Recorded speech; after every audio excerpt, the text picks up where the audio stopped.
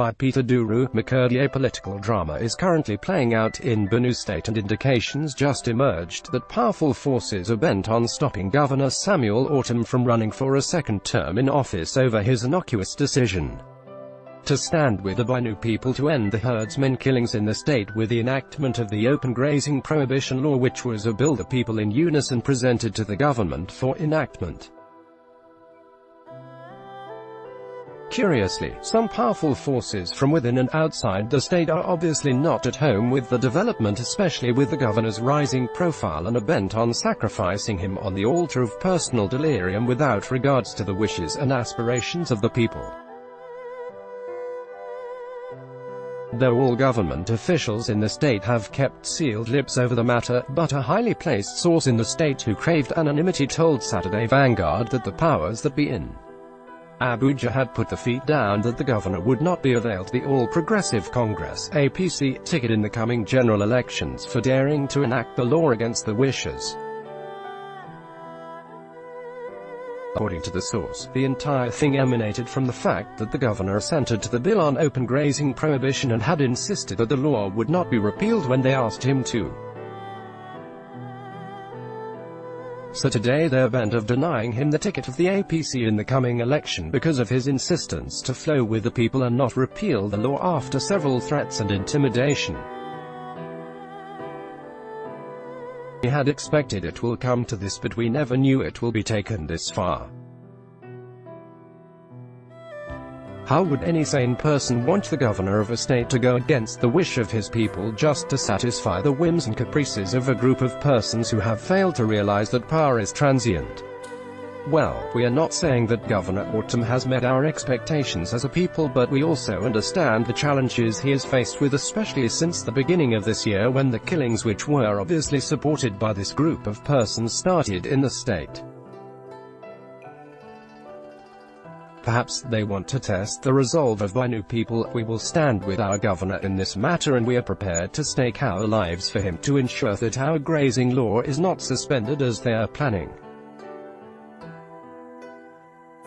I want to sound a note of warning. We know all our sons who are collaborating with these vampires to take over Benue land for the herdsman brothers who have destroyed our communities and rendered our people homeless. In due time we will resist them and make them realize that power belongs to God and He gives it to whoever He desires, because no man has God in his pocket. Meanwhile, the elders and leaders of Massive IREV Non-Gov Development Association, also known as the Minder Block of Tivland, which Governor Ortom as a non-gov man belonged to, 2 days ago vowed to resist any attempt by anyone to deny the governor a second term in office.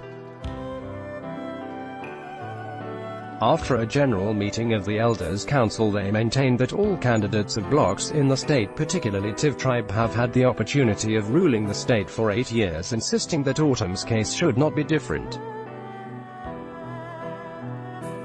At the end of the meeting of the elders and members of the council, they resolved to reach out to other blocks in the state to inform them of the position on the matter and the need for Governor Ortom to be supported to complete an 8-year tenure as governor of the state. Also, a statement by the ethnic leaders of the state under the aegis of MDs of UTIV, Adoma National Forum and OMI NY vowed to stand with the governor in the implementation and enforcement of the grazing law in the state.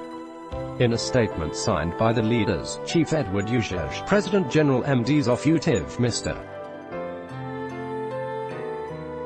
Amali Adoyer Amali, President General Doma National Forum, and Comrade Ben Okpa, President General NY Agede, they vowed to stand with the governor in the implementation of the law, which was a product of the entirety of the people of the state. They also passed a vote of confidence on the governor over his dogged determination to ensure the smooth implementation and enforcement of the law in the state.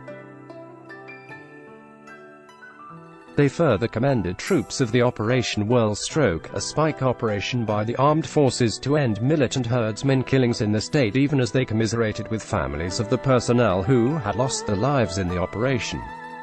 They commended Governor Ortom for his resilience to ensure that the will of the people of the state prevailed in the face of adversity. Reacting to the unfolding drama in the state, the convener of the Middle Belt Movement for Justice and Peace, MBMJP, Comrade Joe Bucker cautioned that the move to stop Governor Ortom from running for a second term could be counterproductive. Those behind the plot are failing to learn from history, because the more you try to oppress someone, the more he gains the acceptability of the people. Governor Ortom has not done anything wrong. If his party and those who are playing God do not want him to continue to be the flag bearer, he should immediately abandon the platform for another. After all, he has the right of first refusal wherever he goes. That is the beauty of democracy. It's all about the alignment and realignment of forces, he said.